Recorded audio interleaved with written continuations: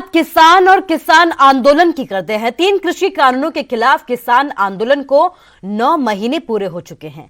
लगातार संघर्ष जारी है। हाल ही में संयुक्त किसान मोर्चे ने 25 सितंबर को भारत बंद का ऐलान किया है।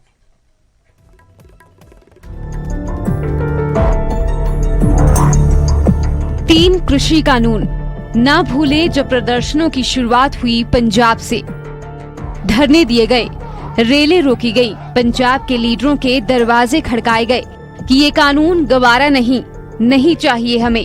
पर तब तक दिल्ली में कानून बन चुके थे और लोकसभा में पेश होकर पास भी हो गए। हालांकि इस दौरान हरसिमरत बादल ने इस्तीफा दे दिया।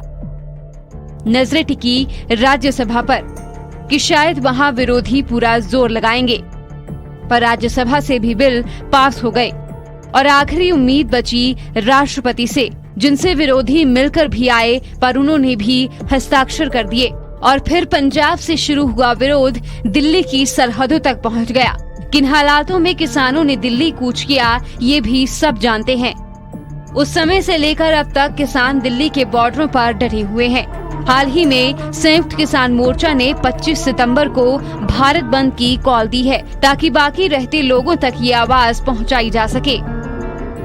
हम लोगों ने ये तय किया है कि अपने आंदोलन को देश भर में तेज करने के लिए हम 25 सितंबर को भारत बंद का आह्वान कर रहे हैं और हम उम्मीद करते हैं कि जितनी सफलता पिछले साल 25 सितंबर को हमें मिली थी जब कोरोना का दौर चल रहा था, उसका 1 साल पूरा हो जाएगा 25 सितंबर को, उससे ज्यादा सफलता इस आंदोलन के इस कदम से हमको मिलेगी।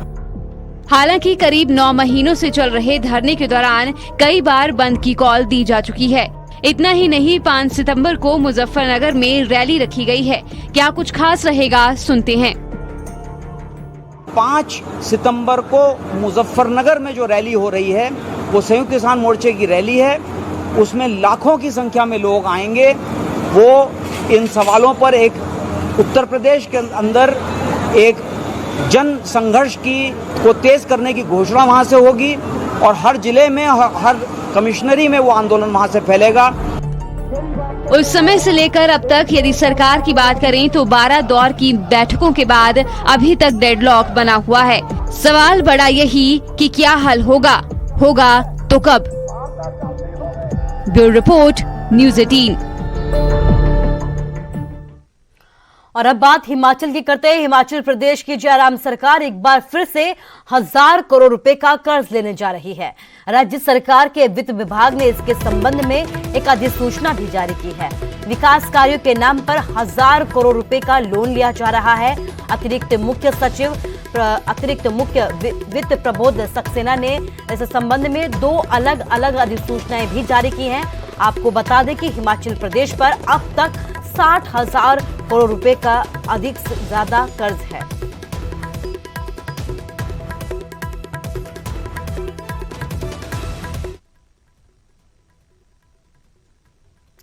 तो वहीं रंजीत सिंह मर्डर केस के जज को बदलने के मामले में शुक्रवार को पंजाब हरियाणा हाईकोर्ट में सुनवाई हुई। इस मामले में हाईकोर्ट ने सीबीआई से जज के बारे में जानकारी मांगी थी और सीबीआई के वकील के बारे में भी एफिडेविट मांगा था। सीबीआई ने हाईकोर्ट के सामने अपना जवाब दाखिल किया है। अब इस मामले की अगली सुनवाई 2 सितंबर को होगी। हाईकोर्ट ने अभी पंचकुला सीबीआई कोर्ट को रंजीत मामले पर फैसला देने पर भी रोक को बरकरार रखा है। दरअसल रंजीत सिंह के बेटे ने हाईकोर्ट में एक याचिका दाखिल की है जिसमें सीबीआई जज पर सवाल खड़े किए गए हैं। याचिका में जज बदलने की भी मांग की गई है।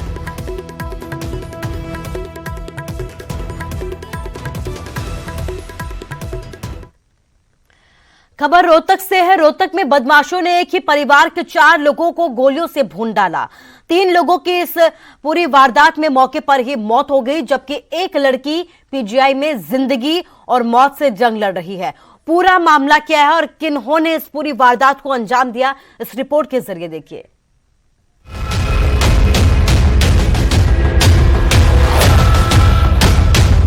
रोहतक में उस वक्त सनसनी फैल गई जब बदमाशों ने दिन दहाड़े 3 लोगों को मौत के घाट उतार दिया।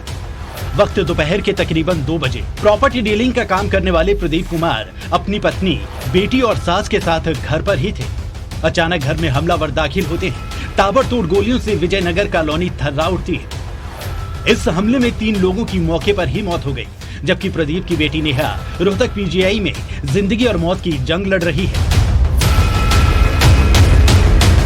इन्फॉर्मेशन मिली थी कि एक घर में 3 लोगों की डेड बॉडीज मिली हैं, जिनमें जो मेन मृतक हैं उनकी वाइफ की और एक उनकी मदर इन लॉ की और एक उनकी डॉटर है जिसके अनकॉन्शियस स्टेट में है और उनको पीजीआई में अभी एडमिट करवाया गया है। वो वहाँ पीजीआई में उपचाराधीन है। अचानक हुए इस हमले में प्रॉपर्टी डीलर को संभलने का मौका तक नहीं मिला। सवाल है कि आखिर इस जघन्य हत्याकांड के पीछे क्या वजह है? क्या कोई दुश्मनी या फिर पुरानी रंजिश या फिर पैसों के लेन देन में इस वारदात को अंजाम दिया गया? सवाल तो कई हैं। फिलहाल पुलिस का दावा है कि जल्द ही सभी बदमाशों को गिरफ्तार कर लिया जाएगा। तो प्राइमा फेसा ही ये लग रहा है कि इन 3 लोगों का मर्डर किया गया है। किसी ने गोली मार के, हमें मौके से कुछ खाली खोल वगैरह भी मिले हैं। परिवार के लोगों से बातचीत की जा रही है और हमारी टीम्स हमने ऑलरेडी डिप्यूट कर दी हैं और जो भी आगे इन्वेस्टिगेशन के दौरान चीज़ें आएंगी उसके बेसिस पे इन्वेस्टिगेशन करके जिसने ये अपराध को अंजाम दिया है उसके खिलाफ कार्रवाई की जाएगी।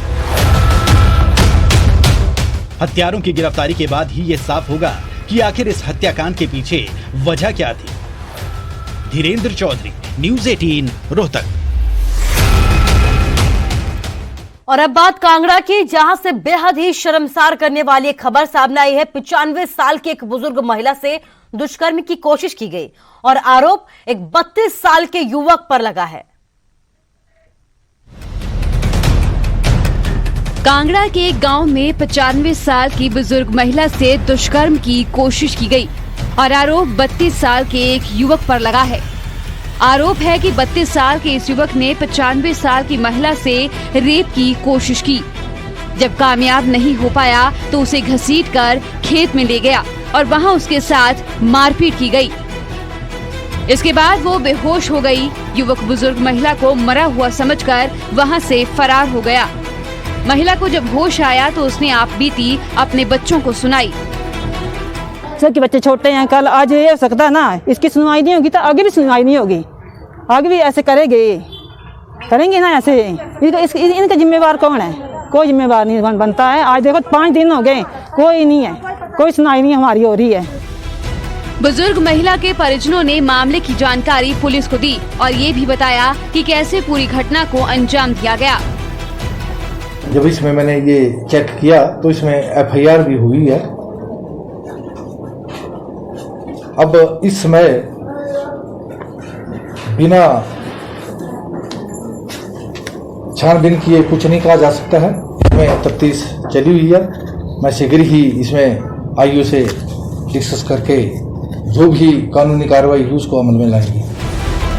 तमाम सबूतों को इकट्ठा कर खाकी जांच में जुट गई है। हालांकि अभी आरोपी गिरफ्त से बाहर है। आरोपी की गिरफ्तारी के बाद ही मामले से पर्दा उठ पाएगा। कांगड़ा से विचित्र शर्मा के साथ ब्यूरो रिपोर्ट, न्यूज़ 18।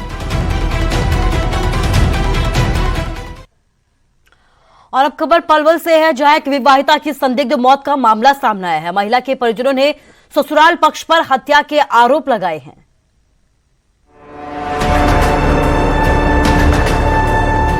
फिर एक बेटी दहेज की बलि चढ़ गई। फिर एक बहू को उसके ससुराल वालों ने दहेज के लालच में मार डाला। मामला पलवल के हस्सापुर गांव का है, जहां एक विवाहिता की संदिग्ध हालत में मौत का मामला सामने आया है। मृतका के भाई ने हत्या के आरोप ससुराल के लोगों पर लगाए हैं। अभी सुबह की रक्षाबंधन पे लड़की आई थी। जेठ और उसके घरवाला दोनों ही आए थे।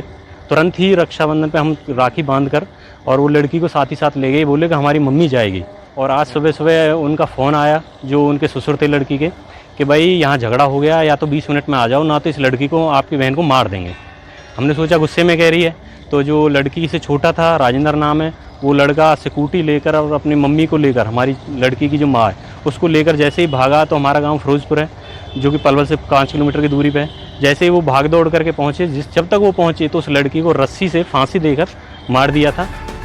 भाई लक्ष्मण की शिकायत पर पुलिस ने पति समेत 6 लोगों के खिलाफ मामला दर्ज कर लिया है, क्योंकि भाई का यह आरोप है कि उसकी बहन की शादी के बाद से ही दहेज के लिए प्रताड़ित किया जा रहा था।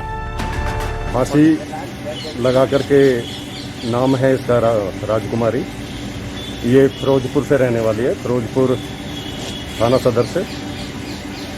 और इसमें 6 आदमियों के नाम लिखवाए गए हैं, जिसमें इसके सास ससुर, जेठ जेठानी और एक जिसके ये वीरेंद्र नाम का लड़का है जिसके ब्याही है, और एक इनके मामा का लड़का है उसके। मृतक राजकुमारी की शादी 16 फरवरी 2020 को हसनपुर गांव के मान सिंह के साथ हुई थी, लेकिन आरोप है कि शादी के बाद से ही उसे दहेज के लिए परेशान किया जाता है। उसके साथ मारपीट की जाती थी और अंत में उसे मार के फांसी पर टांग दिया गया। पलवल से दिनेश कुमार, न्यूज़ 18 हरियाणा।